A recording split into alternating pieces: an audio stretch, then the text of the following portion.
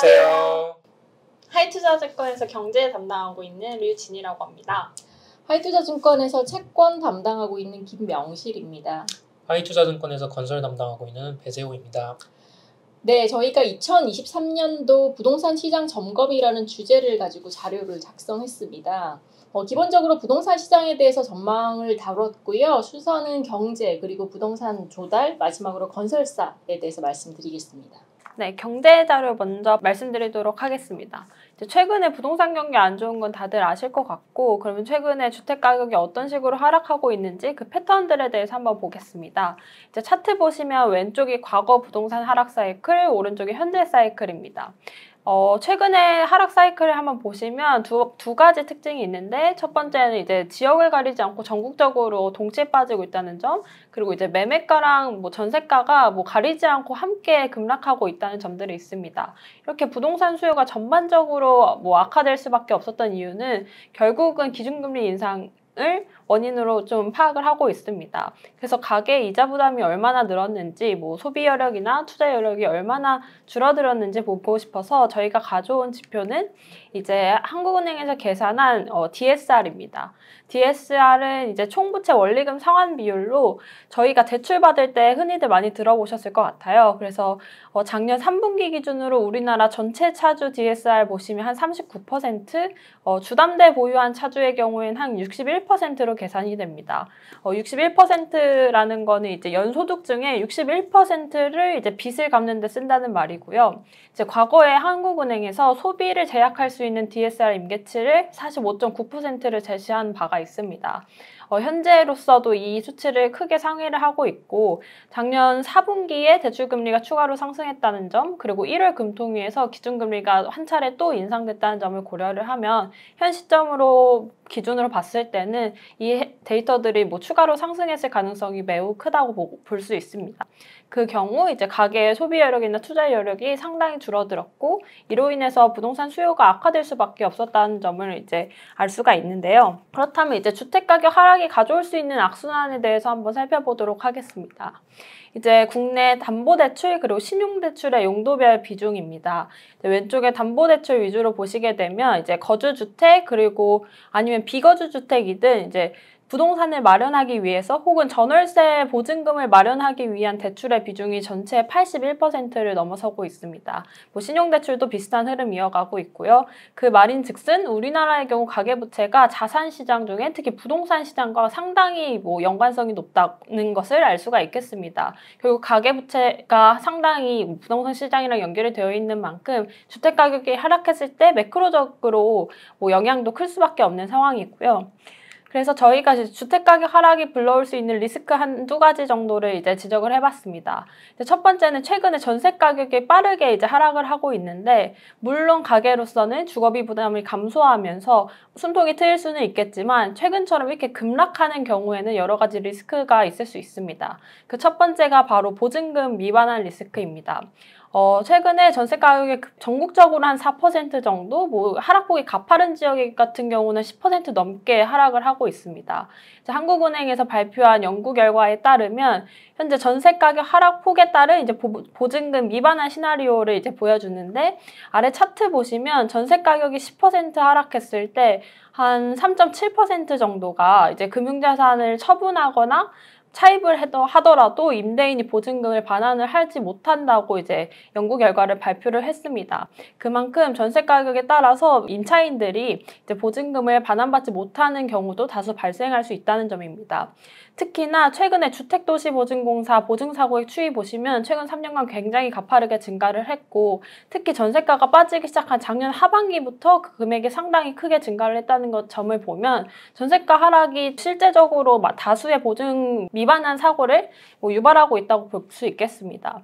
이제 두 번째 리스크는 이제 전세가가 급락한다는 말은 결국 이제 월세 수요가 증가한다는 말이고, 결국 월세도 상승할 수밖에 없다는 이 구조입니다. 작년에 3분기까지 이제 국내 성장률은 이제 수출이 부진한 가운데 민간 소비가 견인을 했습니다. 이번에 며칠 전에 발표된 4분기 GDP 보시면 아시겠지만 4분기부터는 가계 보복 소비 효과가 상당히 소멸이 되면서 가계 이자 부담 늘어났고 소비력 줄어들면서 이제 민간 소비에 대한 이제 지출 기여도가 상당히 낮아졌습니다. 올해 상반기까지도 국내 성장률 내에서는 이러한 흐름 지속될 것으로 보이고 결국은 올해는 뭐 국내 경기가 전반적으로는 부진할 수밖에 없다는 것을 뜻하기도 합니다. 두 번째 리스크는 이제 전세가가 급락한다는 거는 다른 말로 설명하면 결국 전세 수요가 감소한다는 뜻이기도 합니다. 결국 월세 전환 수요가 증가를 하면서 월세가가 많이 상승한 상황인데요. 작년의 경우 3분기까지 보시면 국내 수출이 부진한 가운데 내수가 호조를 보이면서 국내 성장률을 이끌었습니다. 그런데 2020년 이후로 서울에서 40대 이하의 주택 구입 비중이 상당히 늘어났습니다. 기존의 한 61%에서 68%까지 증가를 했는데요. 따라서 최근에 뭐 이자 부담 늘어났고 월세 상승에 따른 주거비 부담도 늘어나면서 4분기부터는 좀 내수를 중심으로 좀 부진할 수 있을 것 같습니다. 따라서 국내 성장률에도 가계 이자 부담 증가가 부정적으로 작용할 수 있다는 요인입니다. 앞에서 부동산 경기 전반적으로 수요 측 원인들을 이제 점검을 해봤다면 이제는 왜 지역별로 하락폭 차이가 나는지 그 이유를 한번 점검해 보았습니다. 이제 가격 하락폭이 유달리 컸던 지역 3군데를 뽑아서 점검을 해보았고 그 이유는 결국은 가격 하락폭을 결정했던 것은 공급임을 알 수가 있었습니다. 이제 보고서에서는 이제 3가지 지역 분석을 해보았는데 뭐 유튜브를 통해서는 이제 대표적으로 저희가 가장 위험하게 보고 있는 대구 지역 관련해서만 간단하게 설명해 드리도록 하겠습니다. 이제 대구는 작년에 아파트 가격이 전국에서 가장 먼저 빠지기 시작한 지역 중에 하나입니다. 뭐 전세가, 매매가 모두 급락을 했고 입주 물량, 분양 물량, 미분양 물량 모두 최악의 국면을 지나고 있습니다. 이제 그래프 보시게 되면 2022년 11월까지 대구의 미분양 규모가 연간 누적으로 12,000호까지 증가를 했습니다. 전국적으로 20% 수준이고 정부에서 미분양 위험 수준으로 지정한 게 62,000호인데 거기에 19%를 벌써 대구가 혼자 채우고 있는 상황입니다. 이제 문제는 대구의 경우에는 앞으로도 공급이 쏟아지는 지역이라는 점입니다.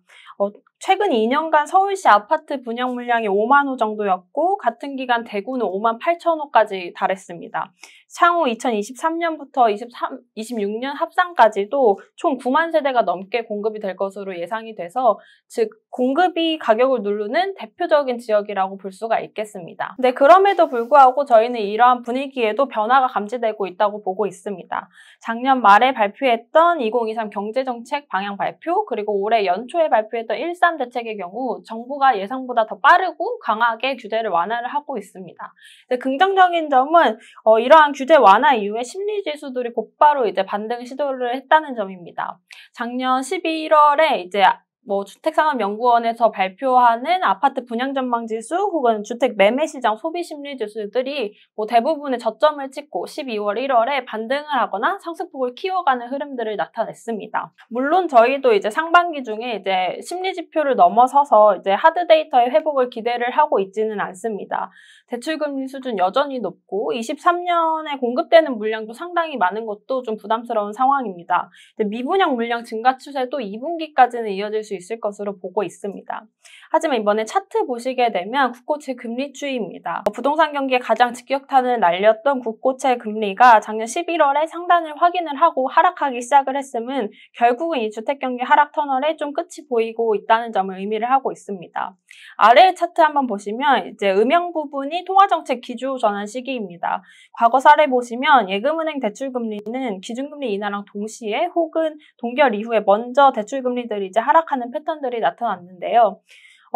앞에서 언급드린 대구나 일부 지방의 경우에는 좀 더 회복에 좀 시간이 걸릴 수 있을 것으로 보고 있지만 견조한 수요가 있는 서울이나 수도권들은 이러한 대출금리의 하향 안정화를 바탕으로 하반기부터는 좀 가격이 바닥을 다져가는 흐름들을 기대해 볼 수 있을 것으로 예상을 하고 있습니다. 국내 경기 전반적으로 당연히 좋지는 않겠지만 이제 부동산 경기는 경기 전반의 선행 지표이지 후행 지표가 아님을 감안을 하면 하반기 갈수록 부동산 경기에 대한 우려는 다소 내려놓아도 될 것이라고 판단을 하고 있습니다. 네, 저는 이어서 부동산 조달 시장 관련해서 말씀을 드리겠습니다. 집을 살 때도 그렇고 부동산을 구매할 때도 그렇고 자기 돈을 다 태워서 부동산이나 아파트를 사는 경우는 거의 없는 걸로 알고 있어요. 저도 그렇고. 그만큼 부동산은 조달과 관련해서 굉장히 연관성이 높은 시장이라고 보고 있고요. 그러다 보니까 조달의 비용에 굉장히 민감한 시장일 수밖에 없습니다. 실제로 2021년도 8월 달부터 한국은행의 기준금리 인상이 시작됐고요. 현재 한국은행의 기준금리 3.5%를 나타내고 있습니다. 누적된 금리 인상과 부동산 경기 둔화로 인해서 작년 말부터 시작해서 부동산 관련한 부작용들이 시장에 노출되고 있는 상황입니다. 작년 9월 말이죠. 강원도 개발공사의 레고랜드 PF ABCP 채무 불이행 사태는 대표적인 부동산 금융의 취약성이 부각된 사태라고 볼 수 있을 것 같고요. 그래서 물론 이제 작년 11월 달에 정부의 시장 안정화 조치로 인해서 급격하게 부각됐던 유동성 위험들은 완화가 되긴 했습니다만 여전히 상대적으로 자본력이 여리한 중소형 금융사라든지 우발 채무 부담이 높은 건설사들 같은 경우 여전히 자금 부담이 확대될 소지들이 높다고 보고 있습니다. 따라서 이번에는 저는 부동산 기업금융의 주요 특징과 리스크들을 좀 평가를 해봤고요. 앞으로 올해 위험의 재발 가능성 그리고 이런 부분들이 부동산 전반적인 시장의 가격에 미칠 수 있는 그런 여러 가지 상황들을 같이 살펴보겠습니다. 첫 번째 차트는 국내 부동산 PF 익스포저 추이입니다. 작년 9월 말 기준으로 해서 대략 한 163조 정도고요. 부동산 개발 수요 증대 때문에 높은 증가율 나타내고 있습니다. 작년 YY 기준으로 18.2% 성장을 지속해왔습니다. 아시다시피 부동산 PF 금융시장의 성장은 증권사 주도의 성장이 계속되어 왔고요. 특히나 2016년도 8월달 정부의 IB 육선 방안 추진에 따라서 어음 발행이 허용되고 레버리지 NCR 규제 완화 같은 것들을 계기로 증권사들의 PF 유동화 시장의 참여는 크게 확대되었다고 보시면 되실 것 같습니다. 전체 부동산 PF 익스포저에서 증권사들의 영역인 유동화 증권이 차지하는 비중도 2010년만 하더라도 12%에 그쳤어요. 그러다가 작년 기준으로 28%까지 올라오면서 전반적으로 자본시장과 부동산 사업시장 간의 연계성들이 굉장히 높아졌다고 보시면 되실 것 같아요. 이렇게 성장을 계속 지속해 오다가 문제는 차트 2번 두 번째 사진에서 나와 있듯이 작년 9월 말에 레고랜드발 사태가 터지면서 상황은 완전히 역전됐습니다. 작년 하반기 이후 앞서 말씀드렸다시피 기준금리 인상으로 인한 누적된 부작용들 여기에 이벤트적으로는 레고랜드발 사태가 터지다 보니까 관련된 PF 유동화 증권들의 금리들이 급격하게 올라가기 튀기 시작했습니다.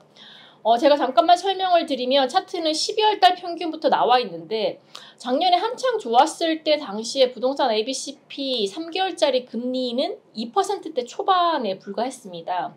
그러다가 9월 말에 레고랜드발 사태가 터지면서 같은 이제 3개월짜리 금리가 8.1%까지 급등을 했고요. 그리고 앞서 말씀드렸다시피 11월 달에 정부의 유동화 정책들이 공급되기 시작하면서 금리는 안정을 찾아가는 모습 확인되고 있습니다. 12월 달 평균 7.4%고요. 그리고 1월 달 평균 5.8% 그리고 최근까지도 5% 초반까지 금리가 안정적으로 빠지는 흐름들 나타나고 있습니다. 그럼 그렇다고 해서 시장이 완전히 안정을 찾았냐? 거기에 대해서 제 생각은 좀 다르고요. 제가 앞서 말씀드렸다시피 부동산과 자본시장 간의 연계성 굉장히 강화됐다라고 말씀을 좀 드렸었습니다. 기본적으로 부동산 PF의 절차는 한 3단계 정도로 구분을 좀 해볼 수 있을 것 같습니다. 1단계는 토지 매입과 인허가 완료 전까지의 착공전 단계고요. 2단계는 개발과 분양이 시작되는 공사 단계, 그리고 3단계는 공사가 완료된 이후 준공 단계로 구분이 가능합니다. 이렇게 구분을 짓는 이유는 단계별로 금융 조달 구조들이 좀 상이하기 때문이고요. 1단계 같은 경우 표에서 봐주시듯 토지 매입 잔금이랑 초기 사업비 조달을 위해서 주로 증권사나 자산운용사 같은 기관들이 공급을 하는 브릿지론 단계가 있습니다. PF 사용은 이제 초기 토지 계약 대금과 초기 사업비 충당으로 사용을 하고 있고요. 2단계에서는 인허가와 시공사 선정은 다 끝난 단계고요. 실제로 이제 삽을 떠올리는 단계죠. 이제 아파트를 짓기 시작하는 건축 비용을 일부를 조달하기 위해서 이루어지는 본 PF 단계가 있습니다. 주로 PF를 공급하는 금융기관은 기관 투자자들의 공급이 주로 자금 조달이 이루어지고 있고요. 마지막 단계는 집단 대출이라고 해서 같이 본 PF의 일종이라고 보시면 되실 것 같습니다. 여전히 PF 공급 금융기관은 은행과 저축은행, 상호금융기관 같은 보험사들 등등이 담당을 하고 있습니다. 이렇게 3단계 정도로 나뉘고 있고 또한 자금 조달 시장 시장에 따라서 또 나뉩니다. 기본적으로 일반 대출 시장이라는 1차 시장이 있을 것 같고요. 그리고 PF 대출을 기초자산으로 한 유동화 증권이 발행을 하고 그 발행된 유동화 증권을 유통시켜서 나타나는 2차 시장으로 구분을 지을 수가 있을 것 같습니다. 제가 생각하는 앞으로 올해 이제 좀 주의해야 될 부동산 PF의 잠재 리스크는 크게 두 가지 정도를 생각을 할 수가 있을 것 같습니다. 첫 번째는 앞서 말씀드렸던 이제 부동산 PF의 사업과 관련한 단계고요. 1단계인 브릿지론에서 2단계인 본 PF로 넘어가는 과정이 순조롭지 못할 가능성이 있을 것 같습니다. 기본적으로 브릿지론이 본 PF로 전환되기 위해서는 가장 이제 중요하게 봐야 될 부분들은 그 사업장들의 우수한 수익성이라고 보고 있습니다. 수익성과 관련해서 굉장히 민감한 지표는 금리 조건일 수밖에 없을 것 같고요. 만약에 현재처럼 고금리의 조달 조건과 이로 인해서 공사비가 올라가고 결론적으로는 부동산 사업장의 수익성이 계속적으로 악화될 수밖에 없다면 물론 사업성 자체가 우량한 브릿지론 토지 같은 경우는 현재 정부의 보증 PF로 갈아탈 수 있습니다만 좀 전에 경제에서 말씀드렸다시피 사업성이 우량하지 못한 지역 결국에는 지방의 영세업장 같은 경우는 본 PF의 자금 모집도 어렵기 때문에 만약에 지방지역의 브릿지론 같은 경우 본 PF로 전환되지 못하고 토지가 경매나 공매로 넘어가게 된다면 여기에 투자한 중순위 익스포저는 전액 손실로 노출될 가능성들이 굉장히 크다라고 보고 있습니다. 실제로 이제 현재 건설산업서베이연구원의 서베이에 따르면 최근 들어서 공사 지연과 공사 중단의 가장 높은 비중을 차지한 부분은 PF의 미실행 가능성들이 굉장히 높은 비중을 차지를 하고 있고요. 두 번째 표에서 나타날 수 있듯이 현재 이제 작년을 기준으로 전국 아파트 매매 가격들의 변동률입니다. 가장 아파트 가격의 가격 하락세가 심했던 지역들은 인천과 세정, 그리고 대전, 대구, 경기 같은 지방 지역 위주로 이제 가격 하락률이 굉장히 컸었고요. 실제로 아래쪽 표를 봐주시면 현재 부동산 PF의 유동화 지방사업장들의 현황입니다. 만기 9개월 이내로 제가 좀 추려봤는데 실제로 최근 들어서 가격 낙폭이 심했던 인천이나 대전, 세종과 같은 지역들의 사업장 비중이 상당히 높은 부분들이 확인이 되고 있습니다. 따라서 실제로 만약에 올해와 같이 고금리 조건들이 지속이 되고 결국에 지방지역들의 가격 하락이 장기화된다면 앞서 말씀드렸던 브릿지나 본 PF의 미전한 가능성들은 계속적으로 올해 부각될 수 있는 재료라고 보고 있고요. 이러한 부분들이 당연히 부동산 조달 시장에도 마찬가지로 부담 요인들로 작용을 할 수 있을 것 같습니다. 그래서 결국에는 부동산 금융의 회복의 이제 키가 무엇일지 고민을 조금 해봤습니다. 결국에는 과거 유사한 사례들과 비교를 해볼 수밖에 없을 것 같고요. 기억하시겠지만 2011년도 저축은행 사태가 있었습니다. 당시 24개 저축은행들이 문을 닫았던 사례고요. 저축은행의 구조조정에만 대략 한 27조 원 넘는 공적 자금들이 투입이 됐었습니다. 당시 부실의 요인은 지금과 같이 부동산 PF의 부실이었습니다. 당시와 지금의 상황들을 부실의 심각도와 그리고 주택시장의 여건, 시장 구조 측면에서 몇 가지만 좀 비교를 해보면 당시는 부실 여신의 규모나 미분양 상황들은 현재보다도 훨씬 더 안 좋았음에도 불구하고 정부의 정책 지원과 한국은행의 금리 인하 정책이 수반되면서 당시 부동산 금융시장과 부동산 가격은 예상보다 빠르게 안정을 찾아갔었습니다. 따라서 이제 현재는 부실의 정도가 당시보다는 훨씬 더 크지도 않고 금융기관의 복원력도 매우 양호한 것으로 평가가 되고 있기 때문에 결국에는 이제 이 어려운 환경들을 풀 수 있는 실마리는 첫 번째는 고금리에 대한 조건, 두 번째로는 부동산과 자본시장 간의 높은 연계성이라고 보고 있습니다. 그럼 결국에 지금과 같은 리스크 확산의 억제와 회복의 방법이 무엇일지에 대해서 좀 고민을 해보면 지금의 부동산 금융시장 위축이 결국에는 기준금리의 인상에서 촉발을 했고 이로 인해서 관련 금리의 상승, 취약산업의 채무부담 가중, 그리고 마지막으로 부동산 같은 주요 자산 가격의 하락으로 이어졌다면 결국에 이런 악순환을 풀 수 있는 근본적인 방안은 여전히 첫 단추인 금리 정책이라고 보고 있습니다. 실제로 작년 12월부터 시장 금리들이 피크아웃을 하기 시작하면서 부동산 관련된 금리들은 하향 안정화되는 조짐들이 조금씩 나타나고는 있습니다. 앞서 말씀드렸다시피 PF 유동화물 금리들이 최고점인 8%대에서 현재 5% 초반까지 떨어졌고요. 그리고 작년 5.6%까지 급등했던 CP금리 역시 최근 기준으로 4%대 후반까지 상당히 안정적인 흐름으로 하락하는 모습들이 나타나고 있습니다. 결국에 지금 당장 지금부터 부동산 경기 개선될 거라고 말하기는 어렵습니다만 저는 이제 바닥은 좀 찍고 올라오는 국면들이 올해 적어도 하반기 정도에는 만들어질 수 있을 것으로 보고 있고요. 제가 생각하는 올해 부동산 금융시장의 예상 흐름도를 한 5가지 팩터에서 살펴봤습니다. 일단 다행스럽게도 첫 번째 사항을 보시면 정부의 유동화 공급 정책으로 인해서 주요 증권사들의 PF 유동화 증권들의 처한 발행은 대략 한 3개월에서 5개월 정도 성공적으로 이루어졌습니다. 결국에 시간은 어느 정도 번 셈이고요. 여기다가 최근 증권사와 건설사들의 보증 ABCP 매입 프로그램도 5월 말까지 가동될 것으로 예상이 되고 있습니다. 만약에 차원과 관련된 리스크들이 다시 한 번 더 부각된다면 이런 정부의 조치들은 조금 더 연장될 가능성들이 있을 것 같고요. 이런 상황에서 작년 말과 크게 달라진 점은 2가지 정도가 있습니다. 첫 번째는 정부의 부동산 정책이 규제 강화에서 규제 완화로 완전히 돌아섰다는 거고요. 두 번째로 가장 중요한 건 한국은행의 금리 정책이라고 보고 있습니다. 1월 달에 한국은행은 기준금리를 25bp 인상했습니다. 덕분에 한국은행 기준금리 현재 3.5%고요. 다만 1월 이후로 한국은행의 인상 사이클은 사실상 종료된 것으로 평가가 되고 있습니다. 실제로 지금 국고채 금리들은 전 구간 기준금리 3.5%를 하회를 하고 있고요. 그리고 일각에서는 올해 하반기 한국은행의 금리 인하까지도 기대해 볼 수 있다라는 주장들이 나오고 있습니다. 저희도 마찬가지일 것 같고요.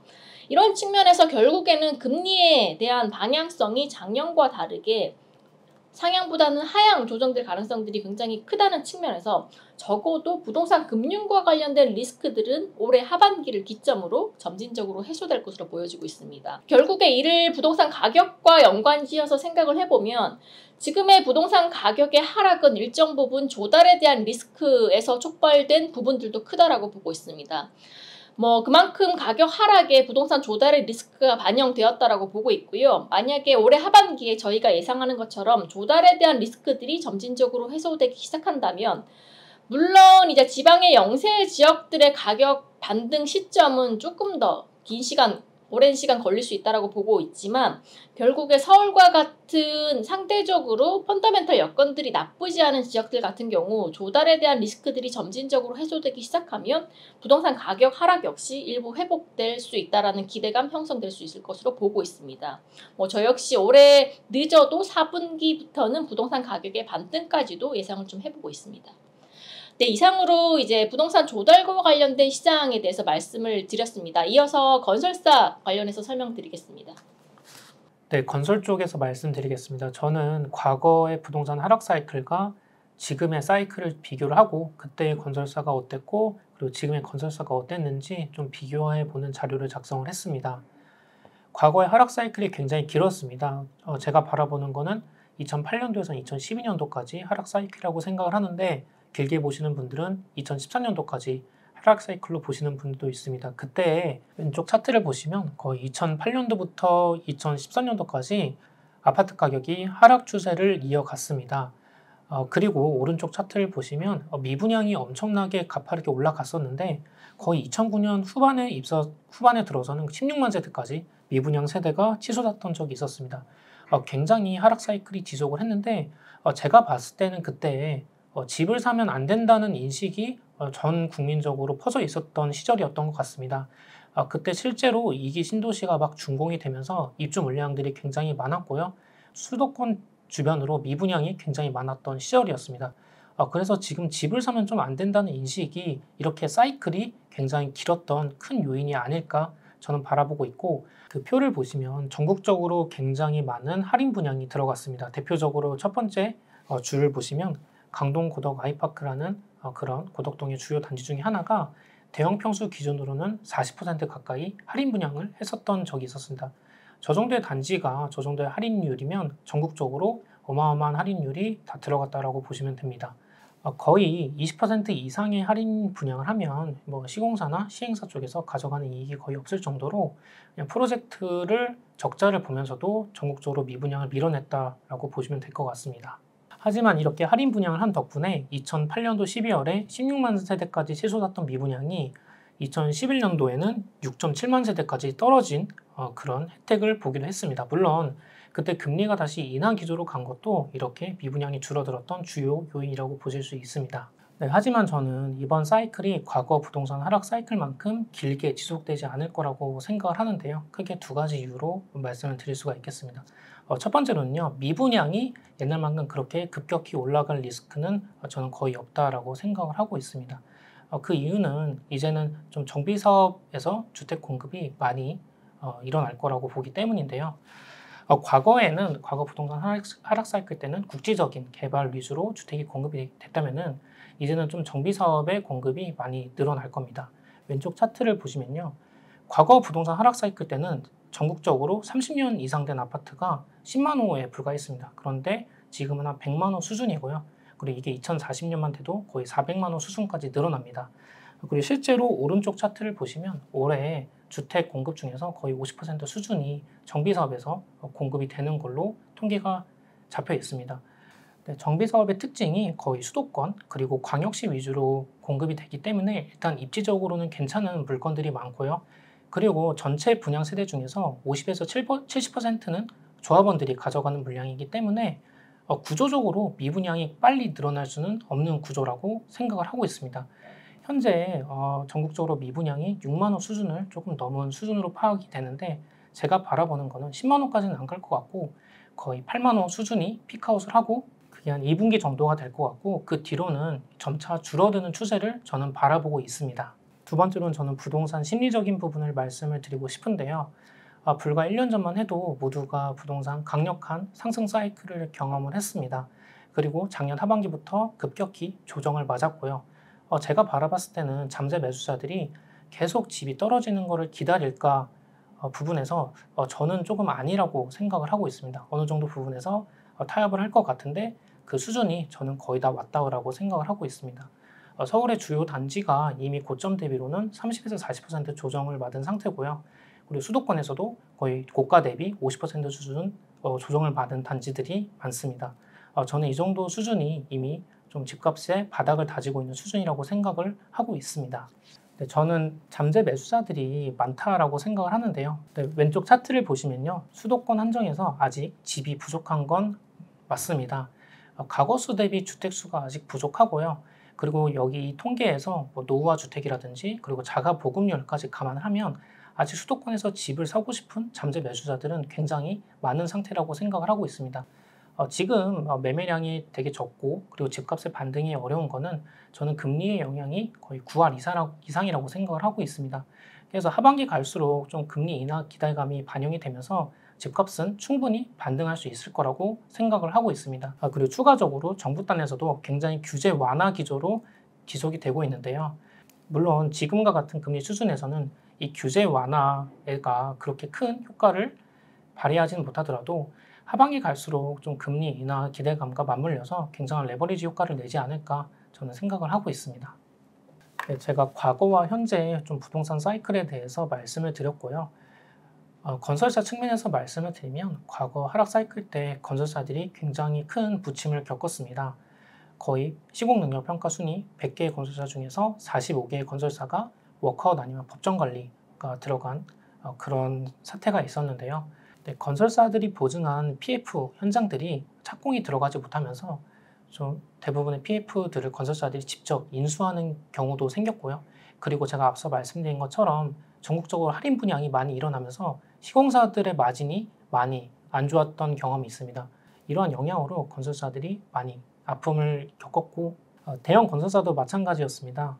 DL, ENC, 현대건설, GS건설 등등 1군 건설사라고 말하는 그런 건설사들도 주택 부분에서 마진이 많이 약해졌고요. 그리고 분양 물량도 줄어들었고 수주도 줄어들었고 마찬가지로 중소형 건설사만큼 큰 그런 아픔은 없었지만은 그래도 많이 힘들었던 시절을 겪었습니다.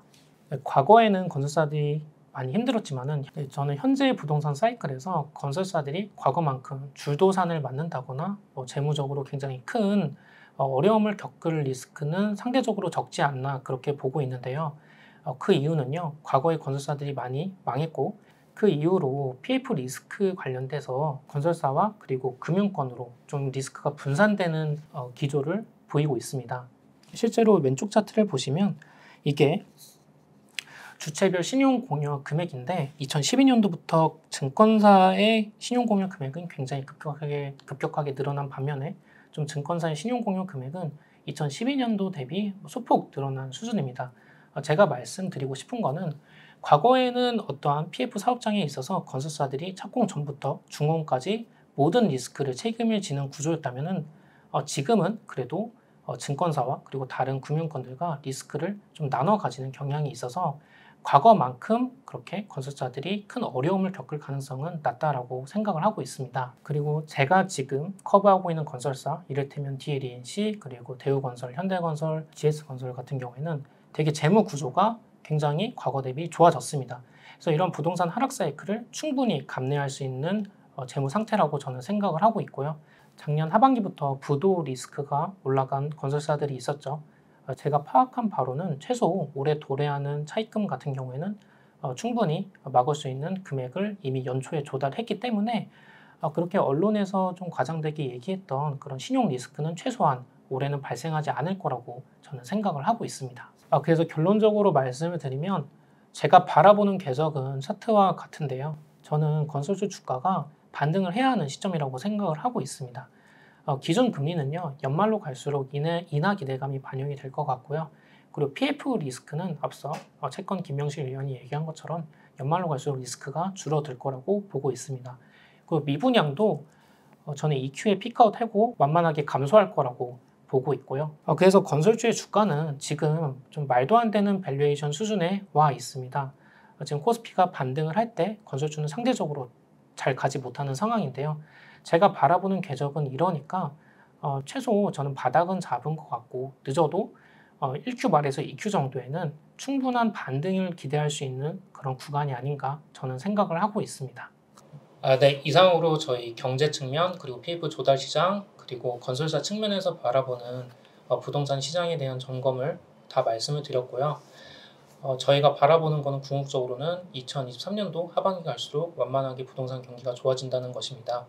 너무 좀 긍정적으로 보는 것일지 모르겠지만 실제 저희가 각자 바라보는 지표가 조금 회복 조짐을 보이고 있다는 것도 좀 유념해 주시기를 바랍니다.